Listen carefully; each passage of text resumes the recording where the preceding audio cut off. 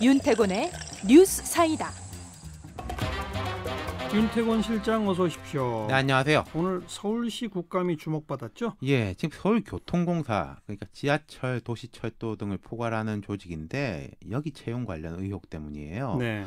지금 국감에서 벌어지는 여러 가지 쟁점들은 국감 이전부터 사실은 이게 논쟁점이었는데 이 건은 딱 국감 기간에 터진 그렇죠. 거네요. 예. 직원들의 친인척 다수가 입사했다 이거죠. 그렇죠. 요약하자면 이런 겁니다. 자, 서울시가 공공영역의 비정규직 정규직화 계속 추진했었고 또 현 정부의 주요 공약이 그거지 않습니까? 그렇죠.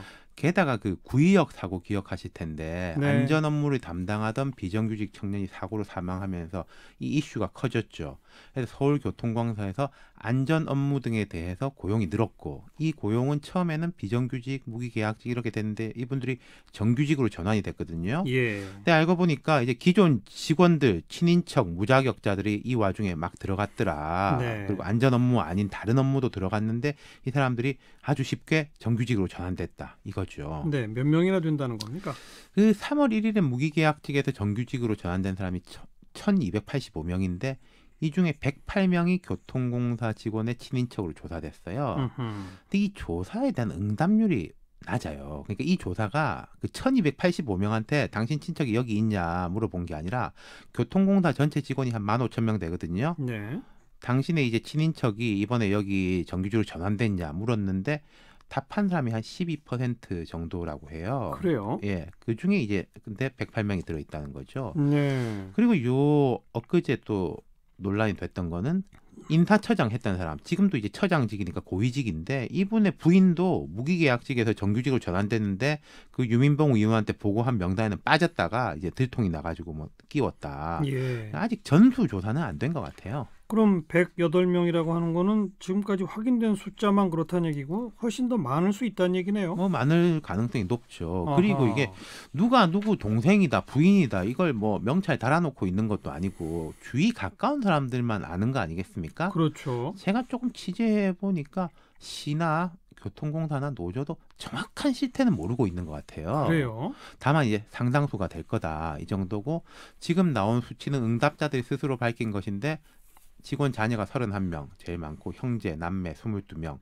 뭐 삼촌 15명, 배우자 12명, 부모도 6명, 뭐 형수, 제수, 매부 등 이제 이촌 관계 6명, 오촌 2명, 며느리 1명, 육촌 1명 이런 식이네요. 네. 야당들은 지금 뭐라고 공세를 펴니까? 이게 고용 세습이나 다를 게 뭐냐는 거죠. 그리고 이게 뭐 대기업이라든지 이런 데서 뭐 자녀라든지 이런 사람 가산점 준다 이런 단체 협약 때 논란이 많이 됐었지 않습니까? 그렇죠. 그랑 비슷하다는 거죠. 그리고 애초에 안전 업무 위주로 정규직화하기로 했는데 무더기로 됐다.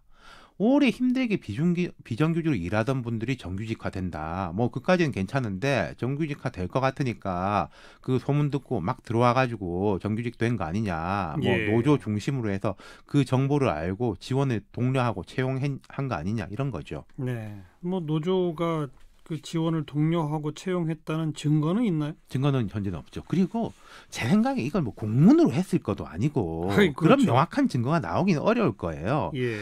다만 이제 이런 식은 있을 겁니다. 이게 개연성인데 교통공사는 이제 큰 조직이죠. 대규모 공채를 할 때는 많이 알려지고 그러지 않습니까?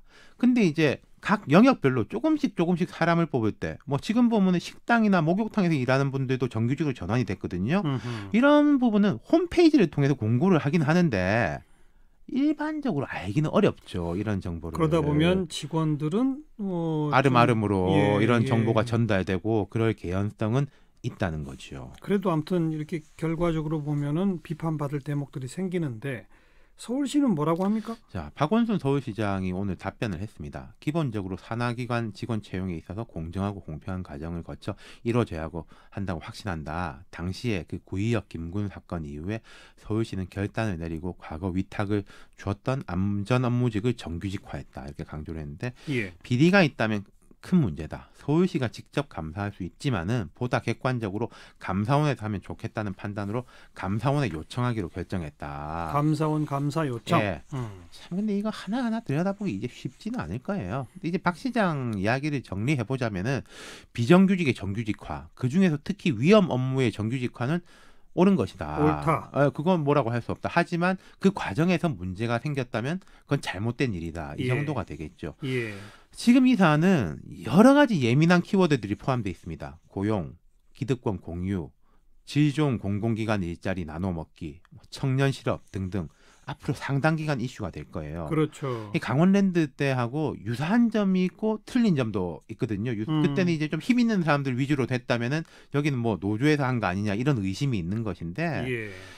좀 시간이 걸릴 것 같고요. 다만 이 일을 계기로 해가지고 공공부문 채용에 대해서도 투명성이랄까 기준이 좀 더 명확해지는 계기가 돼야 할 것 같고 지금 또 여러 공공기관에서 이제 노동부문 이사제 이걸 이제 포함시키려고 하는데 반발 목소리는 좀 높아질 것 같습니다. 네. 이 사건 때문에. 야당은 이거 국정조사 하자고 하니까 또 정치적 쟁점으로도 상당 기간 가겠네요. 그렇죠. 예. 네. 수고하셨어요. 감사합니다. 윤태곤 실장이었어요.